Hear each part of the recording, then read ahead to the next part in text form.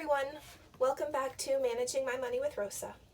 Today we are going to talk about something that I'm trying to transition into. I really want to get to a point where I don't have to go to work every day. So one of the things that I have been looking into recently is passive income. So most of my income right now is active income. Active income is where you go work, and for somebody else, they give you a paycheck and then you come home. So that's where the majority of my money is right now, and I'm trying to move into passive income.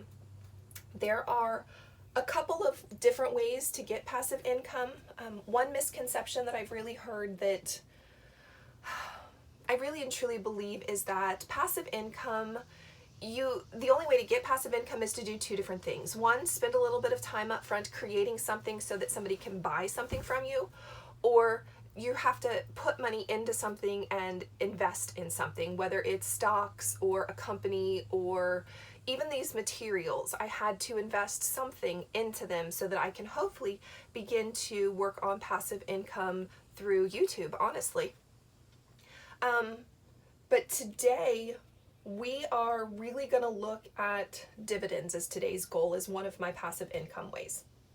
So before we go any further, I need to take a minute and make sure you know that I am not, in no way, shape, or form, am I a financial advisor. I am not giving you on advice how you should invest, but I am taking you through my thought process on how I'm thinking about investing. Before you invest in anything, whether it's stocks, a company, starting up your own business, any of that stuff, you need to do your own research.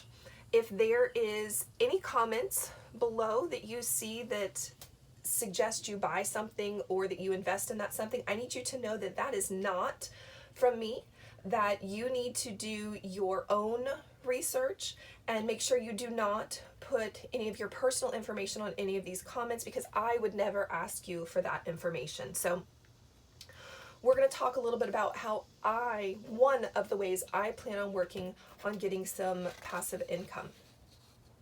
So the first thing I'm going to talk about is what's called the 4% rule. Some of you have heard about the 4% rule, some of you have not. The 4% rule, and some people say it's outdated, you don't need it. So it's a way that I'm thinking about retirement and to come. So the 4% rule really is about a way to determine how much money that I can withdraw from my retirement accounts so that I can continue living where I want to be living, at what dollar amount I want to be living. So I'm over halfway towards retirement. I would love to retire before I make it to 60. I don't know that that's going to happen, but I plan on using the 4% rule. And that says that if I can get my money to earn at least 4% interest, I can withdraw that 4% interest and be okay and stay within inside of it. So we're going to talk about how to break that number down so that I can set myself up for success. So everybody has their own magic number about how much you need in order to get 4% and continue to just use that 4%.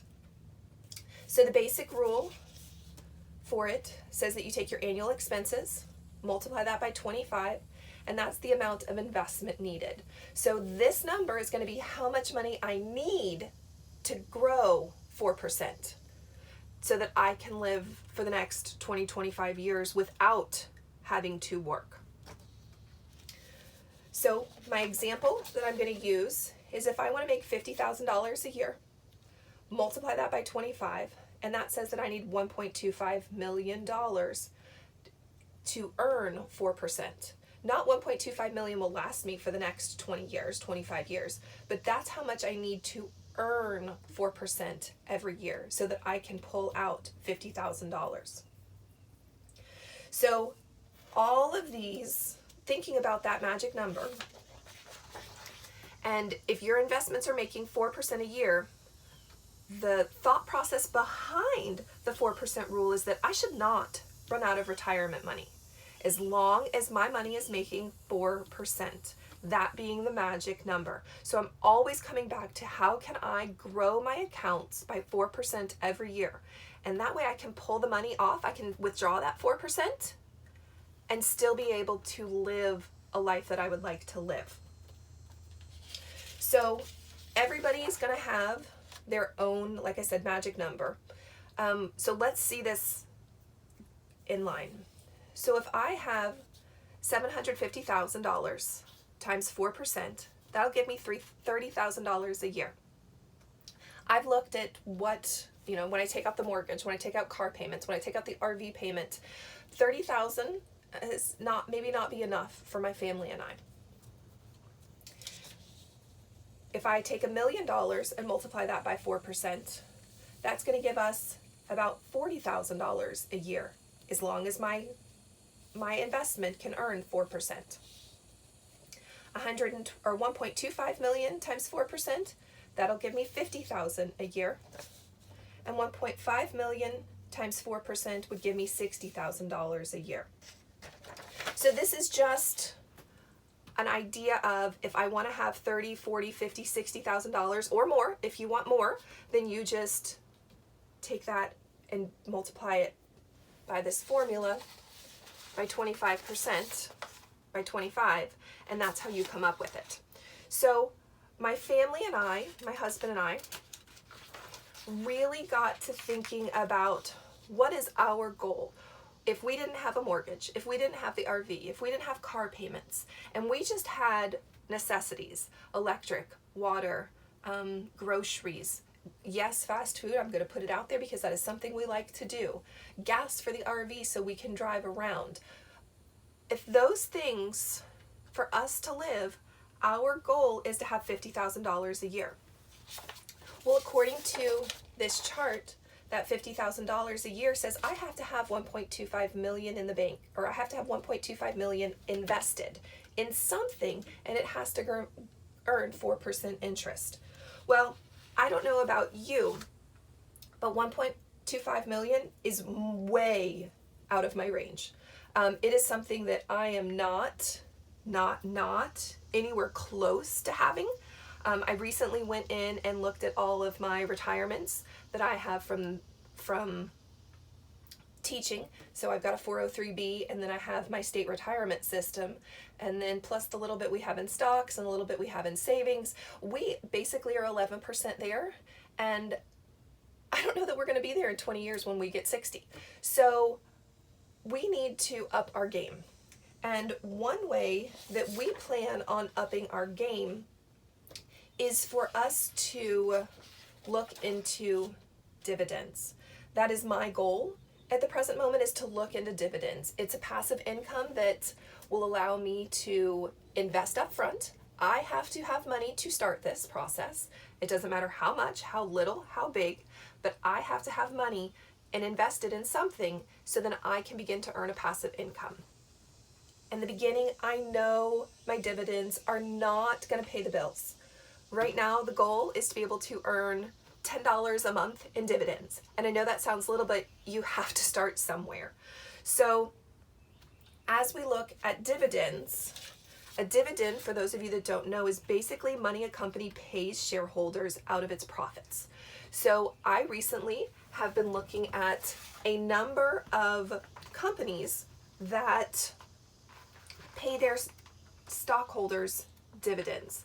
And I did a good bit of research before I came up with these and what I wanted to do. So the first thing I did was I went online and I used a variety of search engines. I looked at TD Trader, TD Ameritrade. I looked at, oh my goodness, all of the names of the companies. Oh, I looked at Fidelity. I looked at Charles Schwab. I looked at Fidelity. I checked out Merrill Lynch.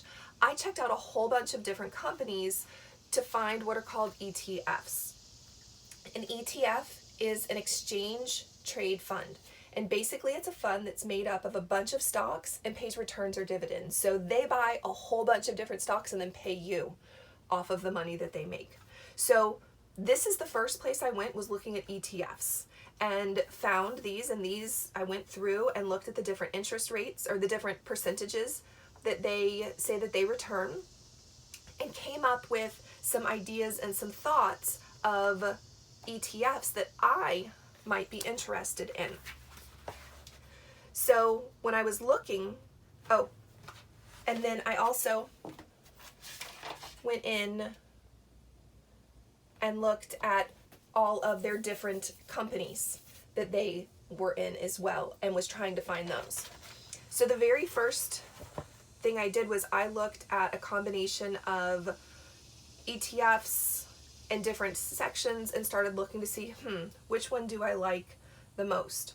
So this was about price increase over the last 52 weeks. Now, I know that many of these are inflated because the last year has been crazy, guys. With COVID, things dropped to record lows. So for them to have record highs and record gains has to make sense. So I don't know how much of this will last, but then I also looked at the top 30-day SEC yield to see which ones off of the things I researched that I was interested in. So I know some of you are looking at these and going, oh, I know a better ETF.